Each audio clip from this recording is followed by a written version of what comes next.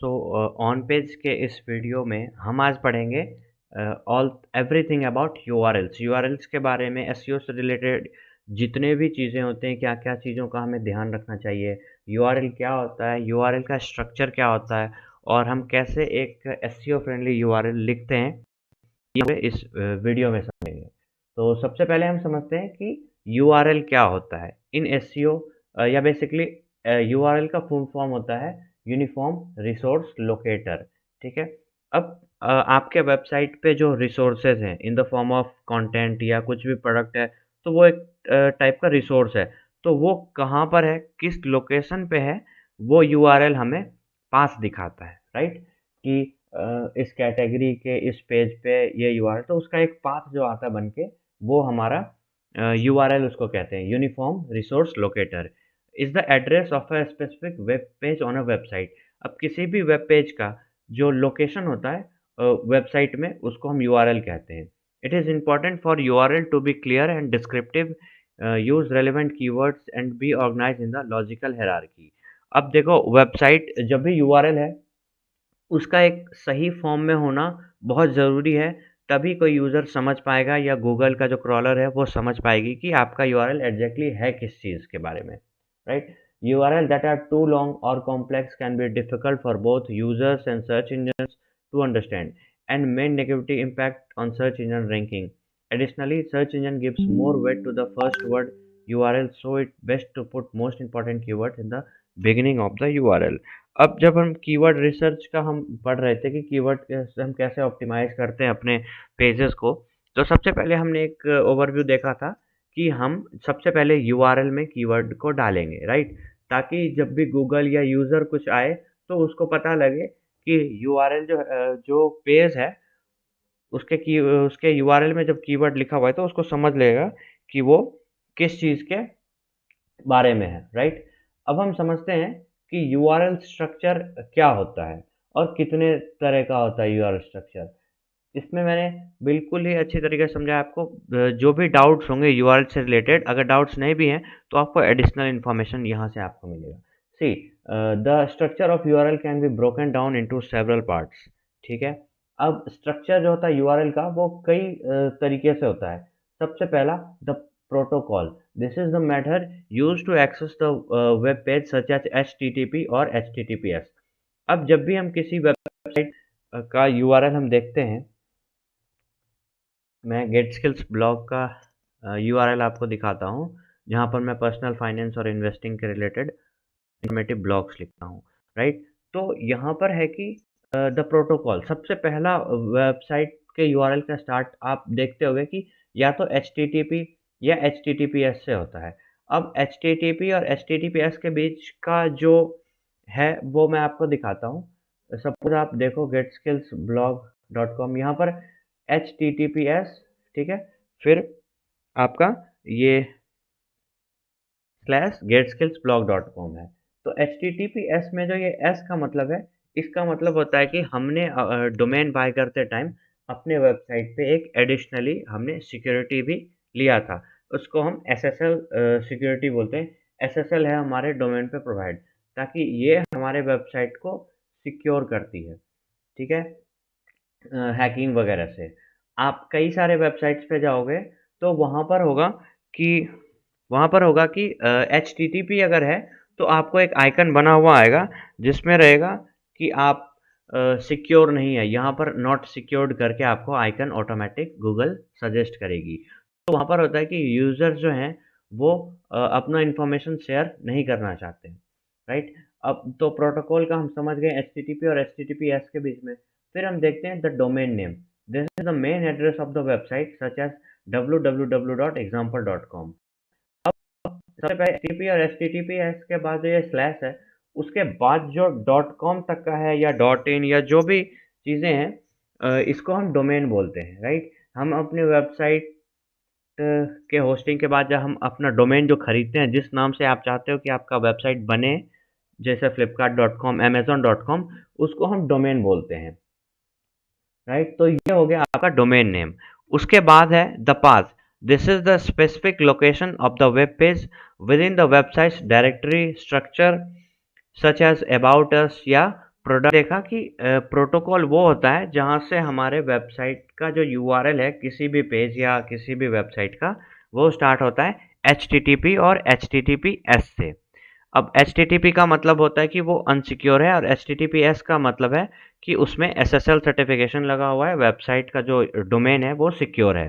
फिर आता है डोमेन नेम, जिस नाम से हम अपना डोमेन बाय करना चाहते हैं वो होता है, जैसे कि example.com, जैसे get skills blog dot com, get SEO skills, इस तरीके से हम जो चाहते हैं वो हमारा डोमेन नेम हो जाता है। उसके बाद होता है the path. This is the specific location of the web page within the websites directory structure such as about us या प्रोडक्ट और शूज। अब मैं आपको दिखाता हूँ, जैसे ये मेरा होम पेज है, राइट। यहाँ पर मेरा जो ये प्रोटोकॉल है HTTPS फिर स्लैश फिर मेरा डोमेन .com तक ये मेरा डोमेन है। अब मेरे यहाँ पर देख रहा हूँ कि ये सारे जो हैं वेबसाइट के जो लोकेशंस हैं, इन्वेस्टमेंट, अबाउट अस या कॉन्टैक्ट अस। अब मैं यहाँ से आगे मुझे किसी भी पेज में जाने के लिए मुझे यहाँ पर उसका पाथ दिखाना पड़ेगा। जैसे आप यूआरएल पे चेक करना, मैं जैसे इन्वेस्टमेंट पे क्लिक करता हूँ तो इसका यूआरएल कैटेगरी बन जाएगा, क्योंकि मेरे वेबसाइट का एक कैटेगरी पेज है, उसमें फिर कौन सी कैटेगरी, एक पर्सनल फाइनेंस का कैटेगरी है, एक इन्वेस्टमेंट का कैटेगरी है, तो कैटेगरीज स्लैश इन्वेस्टमेंट, राइट। तो एक इसका ये पाथ बन गया। अगर आप मेरे वेबसाइट के इन्वेस्टमेंट वाले सेक्शन में हो, कैटेगरी में हो, तो आपका ये पाथ ये हो जाएगा, ओके। अब अगर मैं इसके और डीप अगर मैं जाना चाहता हूँ, इन्वेस्टमेंट में भी दो कैटेगरीज हैं, एक ब्लॉग है, एक न्यूज़ है। अगर मैं ब्लॉग्स पे क्लिक करता हूँ तो आप देखो कि category slash investment slash blog, तो आपका ये जो पाथ है ये बढ़ता जाएगा जैसे जैसे पेज डीप डाउन होते जाएंगे उस तरीके। अगर मैं ये इस कैटेगरी के किसी ब्लॉग को खोल लूँ तो फिर इन्वेस्टमेंट या तो ब्लॉग, फिर जो मेरा पोस्ट है उसका नाम आ जाएगा, राइट। तो ये हो जाता है आपका। इसी तरह अगर किसी भी वेबसाइट के प्रोडक्ट पेज या सर्विस पेज पे आप जाओगे तो ये जो स्लैश जो भी कैटेगरी है प्रोडक्ट स्लैश, जैसे ही स्लैश आएगा आप समझो कि वो फिर आगे का पाथ आपको शो करता है, राइट। तो ये हमारा हो जाता है द पाथ, कि हम किस लोकेशन में किसी डोमेन के हम किस सेक्शन में किस पेज पे हम जाना चाहते हैं, राइट, वो लोकेशन है। उसके बाद आता है query string. This is the set of parameters such as values that can be used to pass the information of the website such as sort, price और पेज। अब इसका मैं आपको एग्जांपल ऐसे बताता हूँ। आप कभी किसी वेबसाइट पे, जैसे आप अमेज़न के वेबसाइट पे जैसे मैंने आपको बताया कि आप क्लिक करके जा रहे हो, राइट, आप क्लिक करके जा रहे हो। अगर मैं यहाँ क्लिक ना करूँ और अगर मैं डायरेक्ट सर्च करूँ कि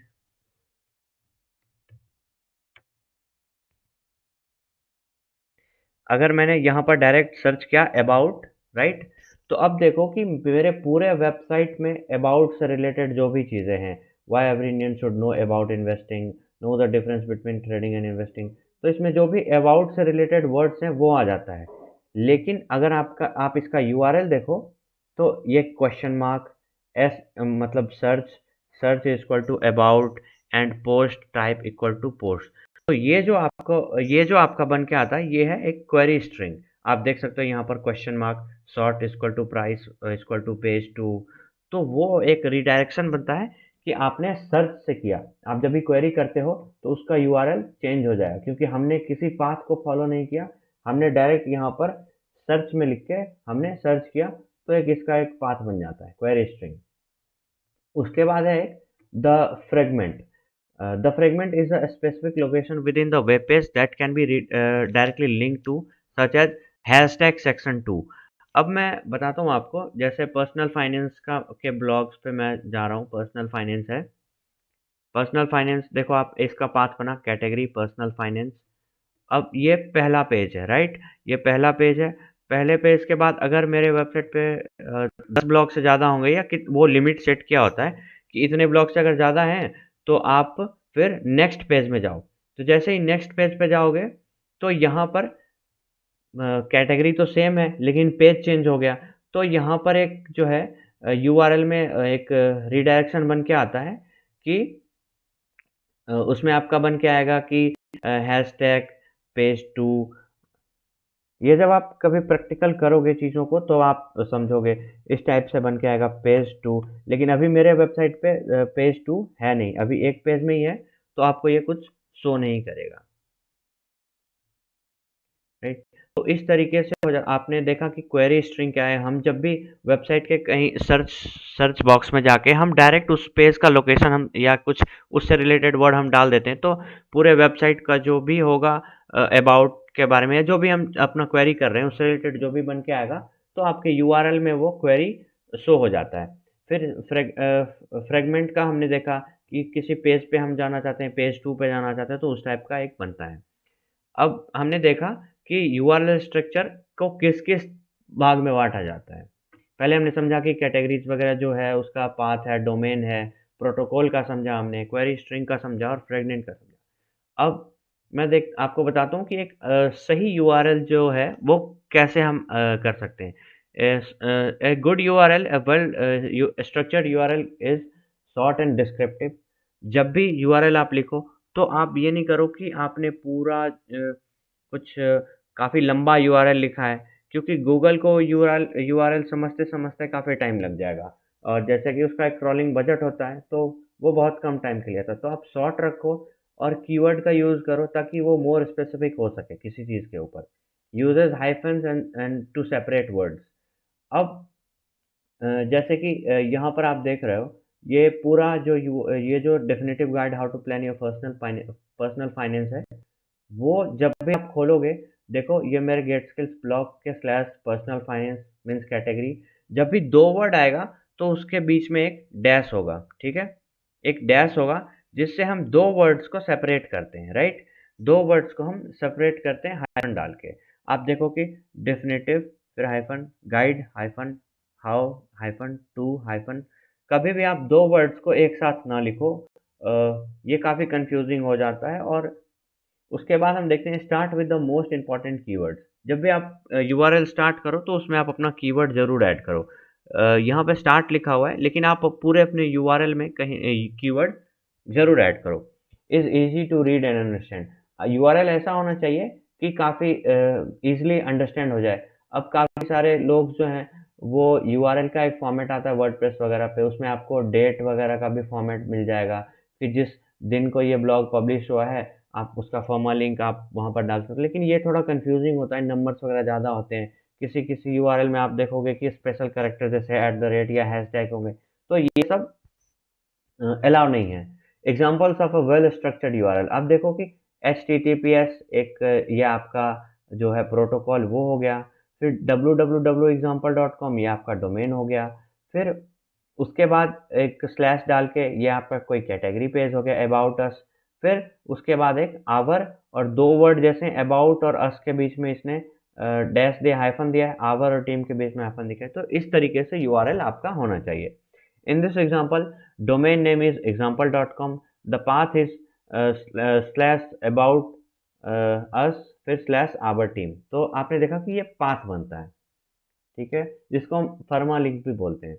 अब हम देखेंगे कि किस तरीके से हम एसईओ पर्सपेक्टिव से यूआरएल को, अभी मैंने आपको डिफाइन किया, लेकिन एक एसईओ पर्सपेक्टिव से हम यूआरएल किस तरीके से अच्छे प्रैक्टिस में लिखते हैं। तो सबसे पहला पॉइंट है कि यूज़ कीवर्ड्स इन यूआरएल। जैसा मैंने आपको बताया, include relevant keywords in the URL as this can help search engine understand the content of the page. अब देखो, आप जब भी कोई कीवर्ड डालोगे तो अब बहुत कम ही चांस है कि आपको सर्च रिजल्ट पे आपको यूआरएल दिखे। अभी वो नहीं दिखता, अब दिखता है ब्रेडक्रम्स, इसको ब्रेडक्रम्स बोलते हैं। आप देखो यहाँ पर https://fnp.com मिला, फिर यूआरएल नहीं है, ये ब्रेडक्रम्स बना, ये इस कैटेगरी पेज को रिडायरेक्ट कर रहा है। आप नीचे अगर जाओगे इंडिया मार्ट, फिर गिफ्ट सेट्स, उसके बाद गिफ्ट हैम्पर, यहाँ पर यूआरएल नहीं है, राइट। तो यूजर्स के लिए यूआरएल नहीं होता है, लेकिन सर्च इंजन के लिए यूआरएल काफ़ी इंपॉर्टेंट है, क्योंकि वो इस चीज़ को पढ़ लेता है। यूज़र जब आएगा तो उसको यूआरएल कंप्लीट नहीं दिख रहा है, उसको बस कैटेगरी पेज दिख रहा है। वो हार्डली मेटा टाइटल और मेटा डिस्क्रिप्शन देख के ही क्लिक करते हैं, यूआरएल्स को देख के क्लिक नहीं करते हैं। लेकिन गूगल के लिए ये बहुत हेल्पफुल होता है, ताकि वो समझे कि पेज का जो कंटेंट है वो किस चीज़ के बारे में है। उसके बाद है keep it short and simple. आप जब भी किसी प्रोडक्ट पेज या सर्विस पेज का यूआरएल आप बना रहे हो, तो उसको ट्राई करो कि वो जितना शॉर्ट और रेलेवेंट हो, कि हम कीवर्ड्स का यूज़ करें और उस चीज़ को उस तरीके से ऑप्टिमाइज़ करें। वहीं अगर बात ब्लॉग की आती है, तो यहाँ पर ये चीज़ ब्लॉग में नहीं कर सकते हैं, ठीक है? क्योंकि ब्लॉग का जो है वो टाइटल लंबा होगा, तो ब्लॉग में लंबा टाइटल चलता है, क्योंकि अगर एग्जैक्ट क्वेश्चन अगर है कोई, तो वो तो लंबा होगा, तो आप क्वेश्चंस यूआरएल में डाल सकते हो, कोई इशू नहीं है। आप उसको शॉर्ट ना भी बनाओ तो चलेगा, लेकिन आपका जब कोई प्रोडक्ट और सर्विस पेज है, तो आप कोशिश करो कि जो रेलेवेंट कीवर्ड्स हैं, आप उसी में उसको यूआरएल में यूज़ करो और उसको छोटा रखो। फिर use hyphens and to separate words. अब आप हाइफ़न का यूज़ करो वर्ड्स को सेपरेट करने के लिए, जैसा कि मैंने यहाँ पर पहले बताया था। Avoid using special characters. Special characters in URL can cause issues with some browsers और servers, so it's best stick to the letters and numbers. आप जब भी यूआरएल लिखो, तो लेटर और नंबर का ही यूज़ करो। स्पेशल कैरेक्टर जैसे हैशटैग, स्टार मार्क या डॉलर, ये सब चीज़ का मत यूज़ करो। Use lower case. अब आप किसी भी यूआरएल को देखो, सर्च इंजन का आप कभी भी कैपिटल लेटर नहीं देखोगे इसमें, चाहे वो पहला वर्ड हो या कुछ भी हो। यूआरएल हमेशा स्मॉल केस में ही लिखा जाता है, स्मॉल लेटर्स में लिखा जाता है। Use a consistent structure. Use a consistent structure of your URL, such as including the category in the URL for all pages that category. अब आप जैसे कि आप इस get skill blog slash category, फिर मेरा पोस्ट नेम है, तो अगर आप देखते हो, अगर कोई यूज़र या गूगल का क्रॉलर ये समझेगा कि यहाँ पर स्लैश है, फिर पर्सनल फाइनेंस है, मीन्स ये इसका कैटेगरी है, फिर एक स्लैश है, इसका पाथ बना हुआ है, तो इससे क्या होगा कि आपके वेबसाइट का स्ट्रक्चर, जो साइट मैप, वो पता चलेगा कि अलग अलग कैटेगरीज हैं इसमें। लेकिन कई सारे जो वेबसाइट्स हैं, वर्डप्रेस में ये एक फॉर्मेट आता है, लोग इसको नहीं यूज़ करते हैं। अब देखो कि ये जो मैंने अपना कैटेगरी हटा दिया, तो यहाँ से क्या मालूम होता है कि ये डोमेन उसके बाद वेबसाइट से डायरेक्ट यहाँ पर है। अब ये चीज़ अगर मैं पर्सनल फाइनेंस पे लिख रहा हूँ, या मैं इन्वेस्टमेंट पे लिख रहा हूँ, या कोई कुछ अलग कैटेगरी में, डिजिटल मार्केटिंग का भी मैंने एक कैटेगरी बनाया हुआ है, तो उससे पता नहीं चल पाएगा कि ये कैटेगरी वाइज है या नहीं है। लेकिन अगर मैं अलग अलग कैटेगरी बनाता हूँ, तो वेबसाइट का स्ट्रक्चर जो है वो बना हुआ रहता है। वेबसाइट के स्ट्रक्चर के बारे में मैं आगे आपको बताऊंगा। उसके बाद avoid dynamic URLs that dynamic URLs और जो स्टैटिक यूआरएल्स हैं, उसके बारे में आपको बताता हूँ। Dynamic URL can make it difficult for search engine to understand the content of the page, so it's best to use static URLs. Static URLs क्या होते हैं?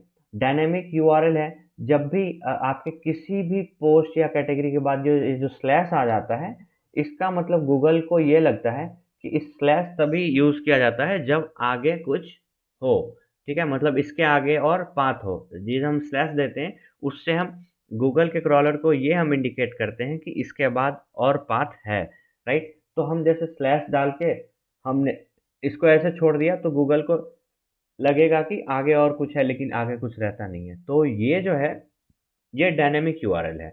लेकिन हमें स्टैटिक यूआरएल करना है। स्टैटिक यूआरएल मीन्स जब मेरा ये लास्ट पोस्ट है, इसके बाद अगर कोई कैटेगरी या कुछ नहीं है, तो मैं वहाँ पर स्लैश का यूज़ ना करूँ, उसको वहीं पे मैं रोक दूँ, राइट? तो इसको कहते हैं स्टैटिक यूआरएल। तो अभी हमने देखा कि यूआरएल क्या होता है, यूआरएल का क्या स्ट्रक्चर होता है, कितने टाइप के होते हैं, मतलब कैसे एक यूआरएल बनता है, from the protocol, from domain to path to query, fragment कैसे यूआरएल चेंज होता है हम वेबसाइट पे जो एक्टिविटीज़ करते हैं। फिर एक यूआरएल स्ट्रक्चर क्या होता है वो हमने पढ़ा, और किस तरीके से हम एसईओ फ्रेंडली यूआरएल्स हम बनाते हैं वो मैंने देखा।